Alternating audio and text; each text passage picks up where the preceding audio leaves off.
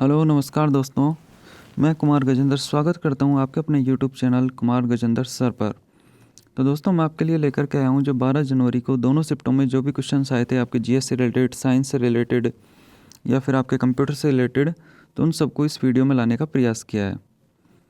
तो आपका पहला क्वेश्चन आया था कि जो काकोरी कांड है वो कब हुआ था। तो काकोरी कांड 9 अगस्त 1925 को हुआ था। इसमें सबसे इम्पोर्टेंट चीज़ ये है कि काकोरी कांड के ऊपर एक क्वेश्चन आज से पहले की शिफ्ट में पूछा गया था। उसके अंदर ये पूछा ये गया था कि काकोरी कांड में कौन व्यक्ति शामिल नहीं था।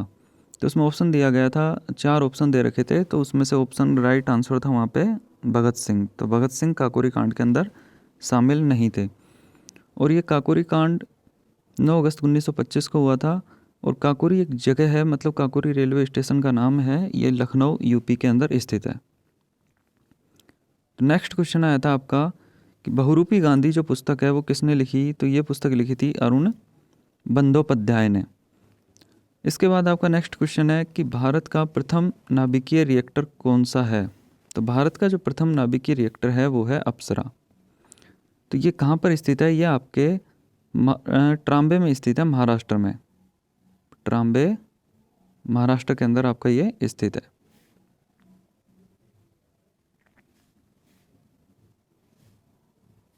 उसके बाद आपका जो नेक्स्ट क्वेश्चन था वो ये था कि नेशनल इंफॉर्मेटिक्स सेंटर्स की स्थापना कब हुई। तो नेशनल इंफॉर्मेटिक्स सेंटर की स्थापना हुई थी 1976 में। इसके बाद नेक्स्ट क्वेश्चन, अरुणधति रॉय को किस बुक के लिए मैन बुकर प्राइज़ मिला है। तो ये इनकी बहुत ही पॉपुलर बुक थी, the God of small things. उसके बाद आपका नेक्स्ट क्वेश्चन है कि गुरु नानक का जन्म कब हुआ। तो गुरु नानक का जन्म हुआ था 15 अप्रैल 1469 को। इसके बारे में आपको एक चीज़ और ध्यान रखनी है कि जो गुरु नानक का जन्म हुआ था वो हुआ था पाकिस्तान में। और पाकिस्तान में राई भोई की तावड़ी में गुरु नानक जी का जन्म हुआ था। लेकिन अब राई भोई की तावड़ी का जो वर्तमान नाम है वो है ननकाना साहिब। ननकाना साहिब। इसके बाद आपका नेक्स्ट क्वेश्चन आया था कि 16वीं लोकसभा के स्पीकर कौन थी। तो 16वीं लोकसभा के स्पीकर थी सुमित्रा महाजन। अब वर्तमान में 17वीं लोकसभा है जिसके स्पीकर हैं ओम बिरला। अब आपको एक चीज़ ध्यान रखनी है, 3 आर्टिकल हैं, 79, 80 और 81। तो 79 जो आर्टिकल है, 79 आर्टिकल, ये बताता है कॉन्स्टिट्यूशन ऑफ पार्लियामेंट, मतलब संसद का गठन। 80 जो आर्टिकल है, 80वां जो अनुच्छेद है, ये बताता है आपके राज्यसभा का गठन। और 81वां अनुच्छेद है, यह बताता है आपका हाउस ऑफ पीपल, मतलब लोकसभा के गठन के बारे में। और जो राज्यसभा है उसको कहा जाता है काउंसिल ऑफ स्टेट्स। इसके बाद आपका नेक्स्ट क्वेश्चन है कि अजंता की गुफा कहाँ है। तो अजंता की गुफा स्थित है औरंगाबाद महाराष्ट्र में। द एशियाटिक सोसाइटी की स्थापना कब हुई। तो द एशियाटिक सोसाइटी की स्थापना हुई थी 15 जनवरी 1784 को कोलकाता। और ये हुई थी पश्चिम बंगाल के अंदर। और सबसे इम्पोर्टेंट बात यह है कि इस सोसाइटी की स्थापना किसने की थी। तो इस सोसाइटी की स्थापना की थी विलियम जोन्स के द्वारा। उसके बाद आपका नेक्स्ट क्वेश्चन है कि मोपला विद्रोह कब हुआ। तो मोपला विद्रोह हुआ था 1921 में केरल में। और इसका एक दूसरा नाम और है, इसको मालाबार विद्रोह के नाम से भी जाना जाता है। तो मोपला विद्रोह के पीछे की थ्योरी क्या है। तो मोपला विद्रोह इसलिए हुआ था कि जो मोपला विद्रोह मतलब मोपला मुसलमानों के द्वारा ये विद्रोह किया गया था। और जो ये क्या थे, मोपला मुसलमान, ये वहाँ के स्थानीय जमींदार थे। तो इन्होंने अंग्रेज़ों के खिलाफ विद्रोह किया था। और अंग्रेज़ों ने इस विद्रोह के अंदर क्या किया कि जो हिंदू और जो मुसलमान हैं उनको आपस में लड़ाने का प्रयास किया था। और वो बहुत हद तक सफल भी हो गए थे। तो इसी विद्रोह के ऊपर एक उपन्यास भी लिखा गया था, मोपला नामक उपन्यास, जो लिखा गया था विनायक दामोदर सावरकर के द्वारा। तो ये चीज़ आपको विशेष रूप से ध्यान रखनी है। इसके बाद आपका नेक्स्ट क्वेश्चन है, हम्पी किस हेरिटेज में शामिल है। तो हम्पी यूनेस्को में शामिल है। आपको पता है यूनेस्को का मुख्यालय पेरिस फ्रांस में है। और इसका गठन हुआ था 1945 के अंदर। एक मेन इंपॉर्टेंट चीज़ है वो जो आपको ध्यान रखनी है कि भारत इसका सदस्य कब बना। तो भारत इसका सदस्य बना था 1946 में। और वर्तमान में इसके कितने मेंबर ऑफ कंट्रीज हैं। तो वो हैं 195। तो ये चीज़ आपको बिल्कुल ध्यान रखनी है। और एक हम्पी से ही रिलेटेड एक चीज़ और है कि हम्पी जो नगर था ये कहाँ पर स्थित है। ये हम्पी जो आपका, एक मिनट, हाँ जी, जो हम्पी है, हम्पी नगर है, तो इसकी स्थापना किसने की थी? इसकी स्थापना की थी हरिहर और बुक्का द्वारा इसकी स्थापना की गई थी। और दूसरी बात यह है कि जो हम्पी जो नगर है, ये विजयनगर साम्राज्य की राजधानी थी। और तीसरी बात कि जो हम्पी नगर है वो किस नदी के किनारे स्थित है? तो ये स्थित है आपके तुंगभद्रा नदी के किनारे। इसके बाद आपका नेक्स्ट क्वेश्चन, एक कंप्यूटर से क्वेश्चन आया था कि W3C, ये जो 3 है ये डिनोट कर रहा है 3 times W, W W W then C। तो इसकी फुल फॉर्म क्या है? तो W3C की फुल फॉर्म है आपकी वर्ल्ड वाइड वेब कंजोर्टियम। उसके बाद WTO की स्थापना कब हुई? तो WTO की स्थापना हुई थी आपकी 1995 के अंदर। तो WTO इसका मतलब क्या है? विश्व व्यापार संगठन, वर्ल्ड ट्रेड ऑर्गेनाइजेशन। तो इस चीज़ को आपको ध्यान रखना है। इसके बाद आपका नेक्स्ट क्वेश्चन आया था, भारत पर नादिर शाह का आक्रमण कब हुआ? तो भारत पर नादिर शाह का आक्रमण हुआ था 1737, दिल्ली पर हुआ था। और नादिर शाह, इसको ईरान का नेपोलियन कहा जाता है, ये चीज़ आपको ध्यान रखनी है। इसके बाद नेक्स्ट क्वेश्चन, ग्राम पंचायत चुनाव के लिए न्यूनतम आयु 21 वर्ष। जल क्रांति अभियान कब शुरू किया गया? 5 जून 2015 को जल क्रांति अभियान शुरू किया गया।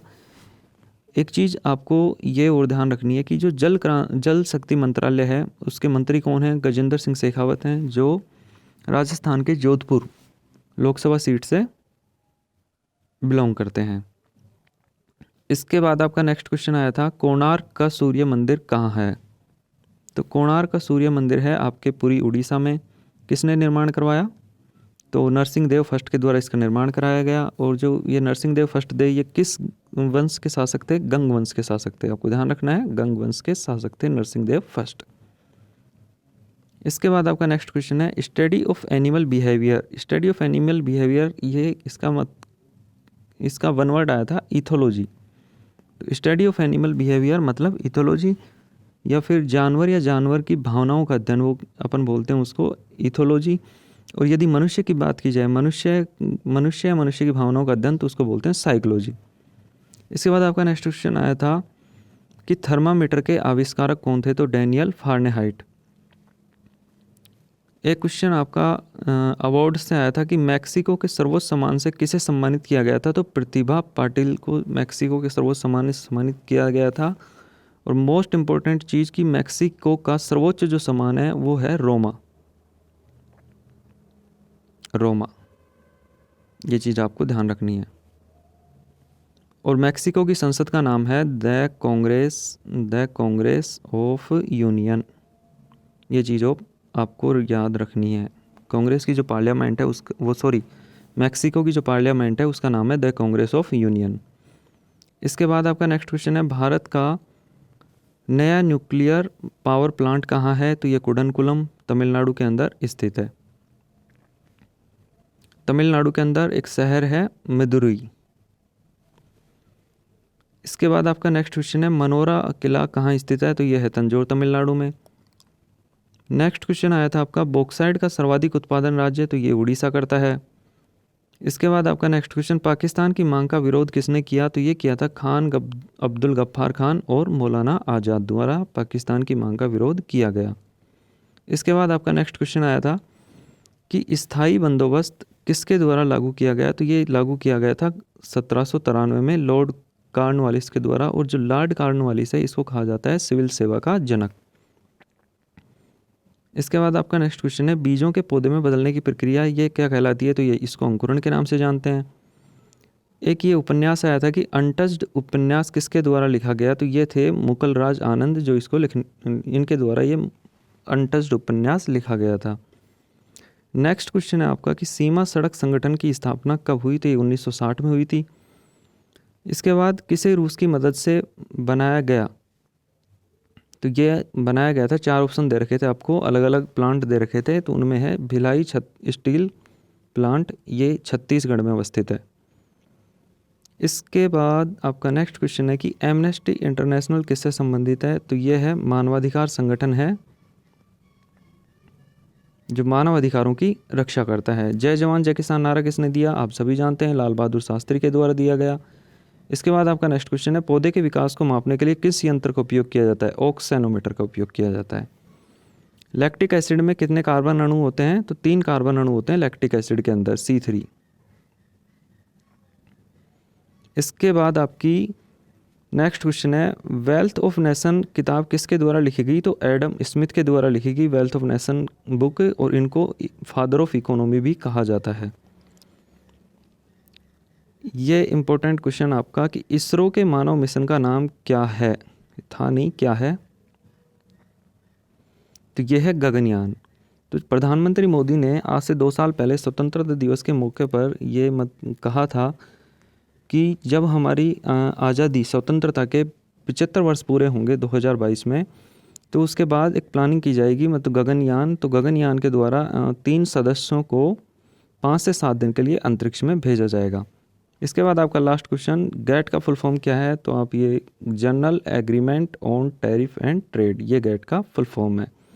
यदि आपको वीडियो पसंद आया तो वीडियो को लाइक और शेयर कीजिए, चैनल को सब्सक्राइब कीजिए, और वीडियो को देखने के लिए थैंक यू सो मच।